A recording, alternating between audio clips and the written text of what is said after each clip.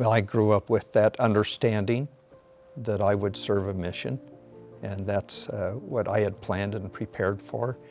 And a lot of things can happen in between that graduation from school and then the date you go into the mission fields. So I had a lot of distractions.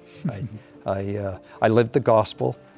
I lived for the strength of youth, but there were a lot of things pulling me back. Friends, girlfriends, other people that caused me to wonder, 2 years is a long time to be gone.